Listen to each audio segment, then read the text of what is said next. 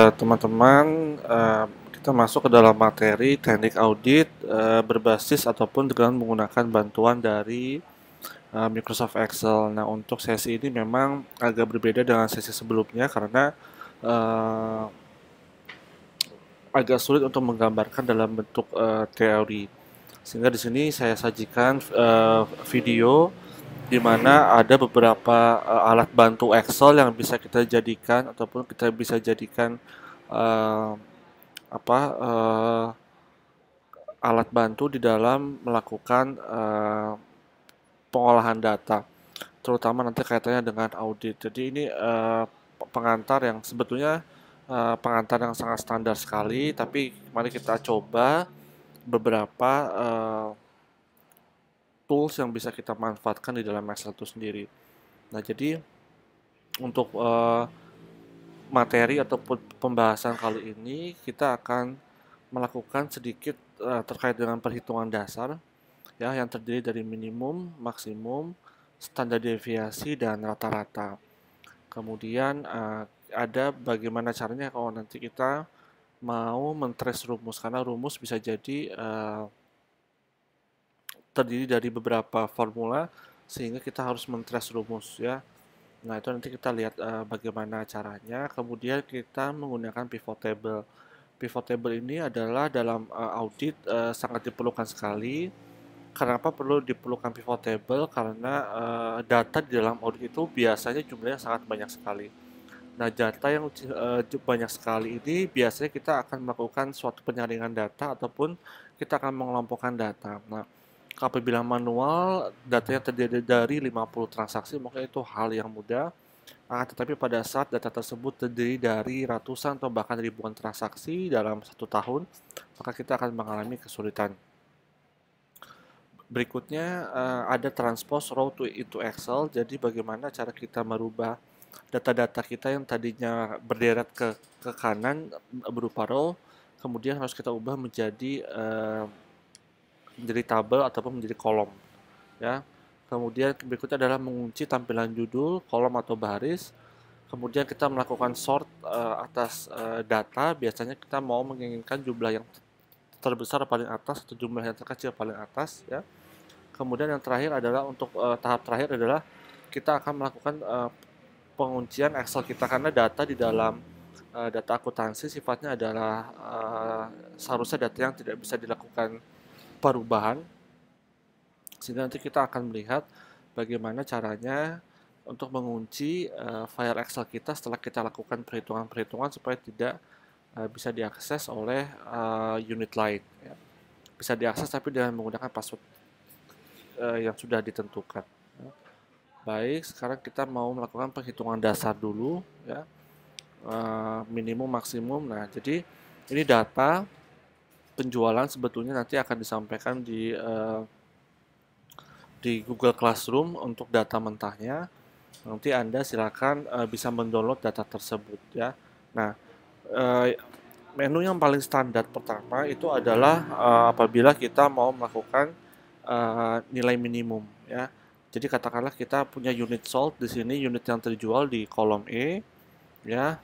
Datanya terdiri cukup banyak sekali, ya, sampai dengan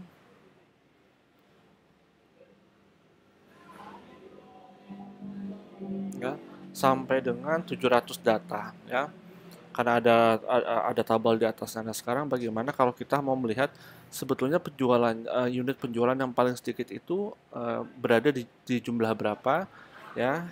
Kita ketikkan sama dengan, kemudian kita masukkan rumus minimum, ya.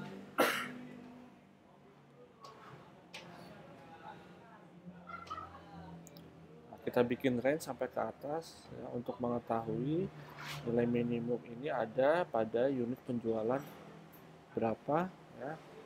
Setelah sama dengan minimum, ya, kemudian kita buat range-nya, kemudian kita enter, ya. Nah, dari sini jika bisa diketahui bahwa penjualan terendah itu ada di nilai 200, ya. Saya ganti dulu karena seharusnya number, oke, ya. Nah, ini penjualan yang paling rendah berada di unit salt berarti B 200. Nanti kita tinggal kasih keterangan minimum salt. Kemudian bagaimana caranya kalau kita mau mencari nilai yang paling tertinggi dari maksimum salt, sama dengan ya Anda ketikkan maksimum, kemudian Anda blok range yang memang Anda inginkan.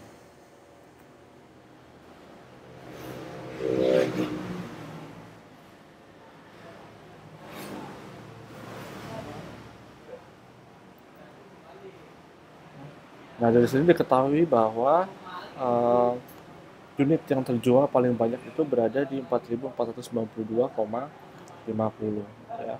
Nah, ini nanti kita akan lihat bagaimana kalau misalkan kita mau mengetahui rata-rata penjualan unit terjual ya. Rata-rata penjualan unit terjual ya.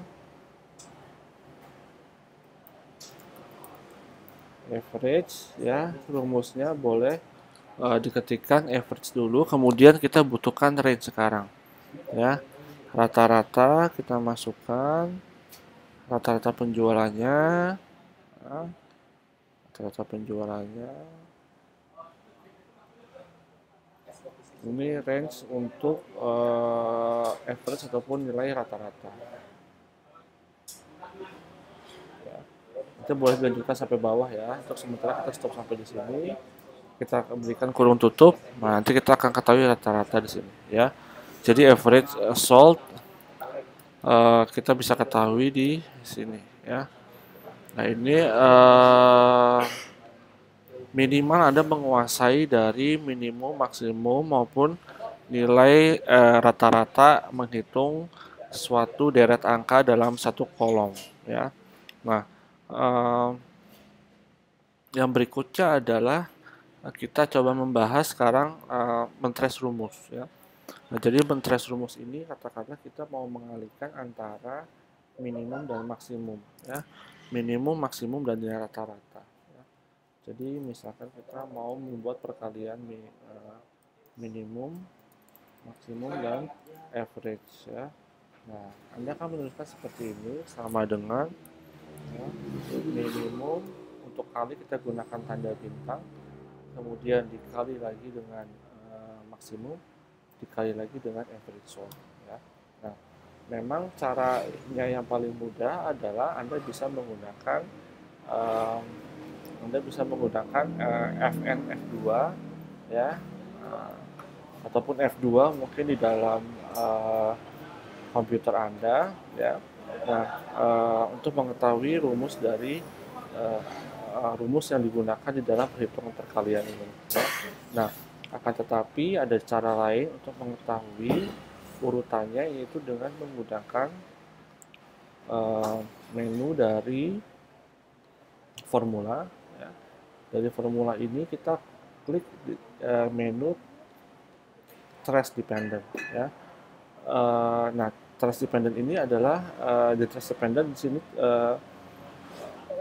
cara definisinya adalah the trace dependent komando. Dia bilang found no formula that refer to the active cell. Nah, jadi sebetulnya ini adalah cara untuk mengetahui bagaimana kita menghitung dan urutan dalam melakukan penghitungan tersebut ya. Nah, bisa menggunakan si trace dependent tadi ya. Nah, kalau katakanlah tadi kita menggunakan F2 tadi, maka di sini kita mengetahui bagaimana rumus dasar tersebut bisa kita peroleh ya. Nah, kemudian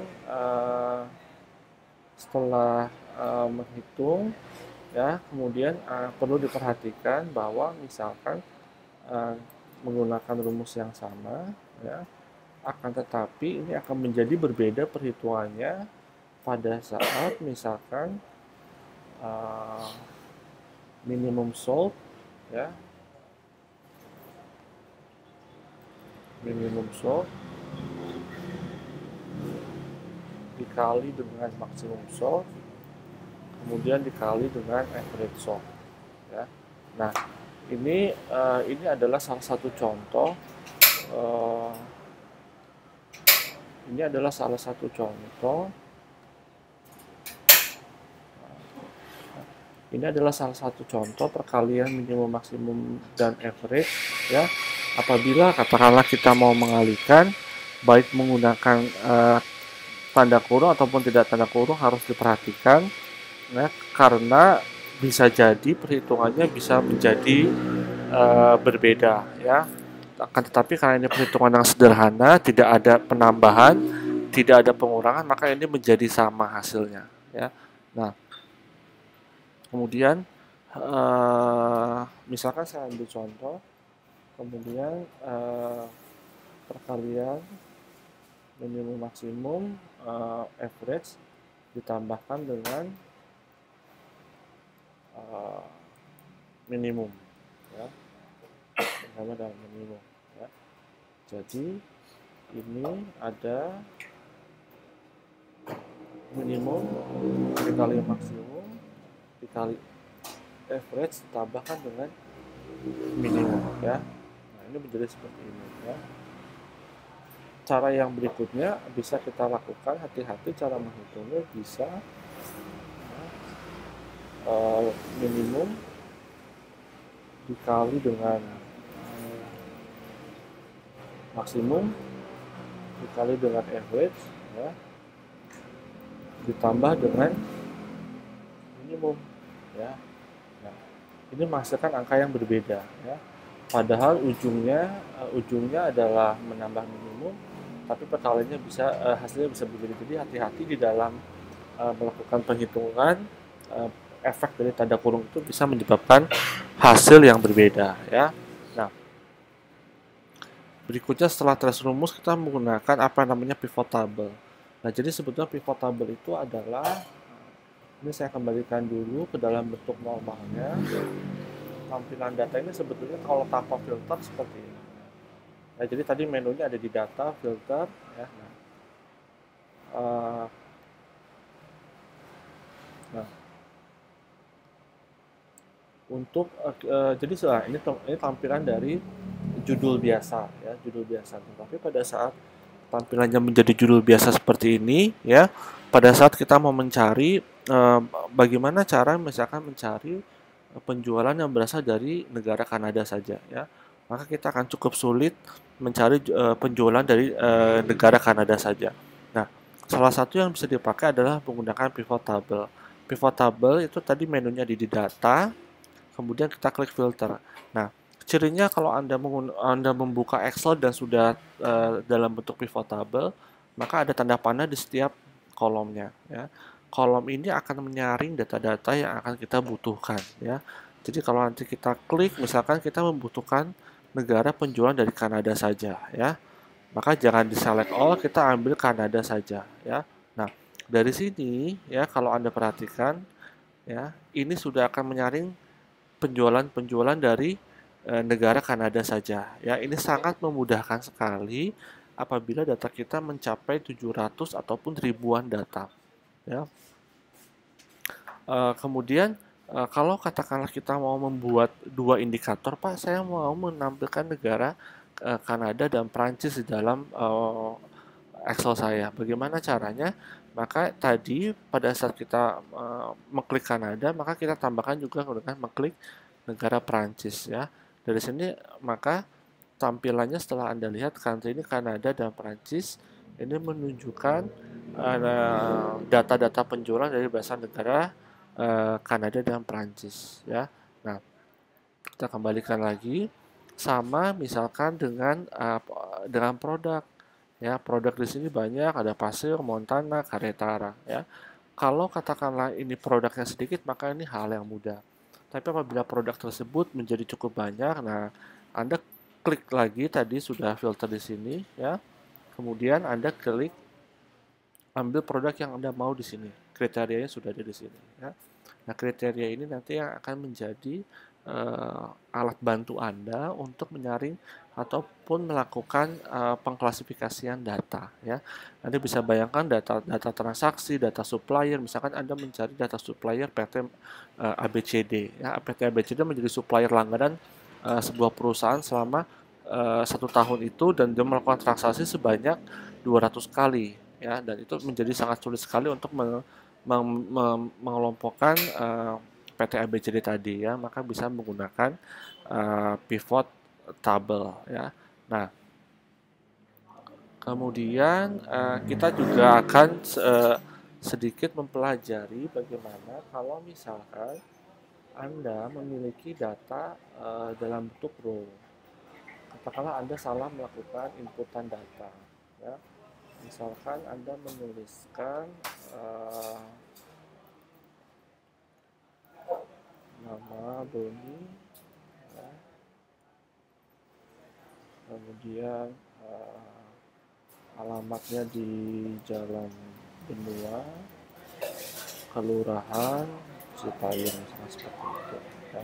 Nah, ini data berupa row ya, tapi data berupa row ini ternyata bisa kita transpose ataupun kita bisa ubah menjadi data berupa tabel ya. Ini kalau data sedikit mungkin tidak masalah ya, bisa Anda langsung kerjakan menjadi data tabel, misalkan nama Doni, Jalan Benua ya, kemudian Cipayung ya. Nah, ini mungkin mudah, tapi bayangkan kalau datanya Anda sudah punya banyak ya. Jadi yang bisa kita lakukan adalah dengan melakukan menu transpose ya. Ada blok, kemudian ada copy ya. Setelah ada copy ya, Anda klik paste spesial, tapi Anda bikinkan, Anda lingkari meskipun Anda klik ya menu yang namanya transpose ya. Nah, dari sini kita akan bisa melihat dari yang sifatnya row ke kanan, maka dia sudah menjadi kolom ya. Nah, ini salah satu alat bantu yang bisa kita pakai untuk merubah baris menjadi kolom ya. Yang berikutnya adalah mengunci tampilan judul kolom atau baris. Ini hal yang mudah, tapi Anda sering sekali menemui, saya sering sekali menemui pada saat presentasi, judul ini menjadi bergerak ya. Anda perhatikan ya, Anda sudah tidak punya lagi judul dalam presentasi Anda ya. Jadi yang bisa Anda lakukan adalah dengan melakukan penguncian kolom ya. Nah, letakkan, kalau yang mau kita kunci kolomnya di sini, mohon maaf judul kolom, maka letakkan satu baris di bawahnya. Setelah itu kita klik view, kita freeze top row ya. Nah, freeze top row ya. Freeze top row, kita akan coba cek apakah judulnya bergerak atau tidak. Nah, ya. Setelah Anda ke bawah terus, maka judulnya tetap menjadi muncul. Ini memudahkan kita untuk mengetahui baris ini adalah judul kolomnya apa setelah berada di baris yang kesekian ratus ya. Nah, ini memudahkan kita untuk melakukan pembacaan tabel. Nah, sekarang juga bisa kalau mau dikembalikan bagaimana ya, kita tinggal klik unfreeze pen ya. Nah, bisa juga kita melakukan penguncian judul kolom dan baris ya. Kita lakukan karena Anda bisa lihat di sini, kalau yang biru ini berarti dikuncinya dia kolom dan baris ya. Maka kita letakkan di sini ya. Kalau di sini berarti yang dikunci adalah kolom di atas dan kolom yang di sebelah kiri dan baris yang di atas ya. Kita langsung klik ya, seperti ini ya. Nah, Anda bisa coba ke bawah terus. Nah, ya. Anda perhatikan sebelah kiri sini dia tidak pernah bergerak ya. Dia tidak pernah tertutup, datanya seperti begini. Nah, ya. Nah, ini unfreeze page. Jadi kalau mau dikembalikan nanti tinggal di unfreeze page ya. Jadi ini cukup berguna untuk melakukan penguncian baris dan kolom kalau pada saat kita mau menggeser tampilan ya. Nah, yang berikutnya adalah sort column ya. Sort column ini kita akan lakukan kalau Anda mau melakukan maaf saya geser sedikit. Ya. Sort column ini akan kita lakukan untuk melakukan penyortiran data supaya data itu bisa misalkan ada seperti ini ya. Kita mau melihat apakah dia datanya cukup variatif sekali. Kita mau melakukan penyortiran data dari nilai minimum ke maksimum. Ya. Anda blok semuanya, ya. Ah, unit solve, ya. Oh, mohon maaf, ini harus dikembalikan dulu. Eh,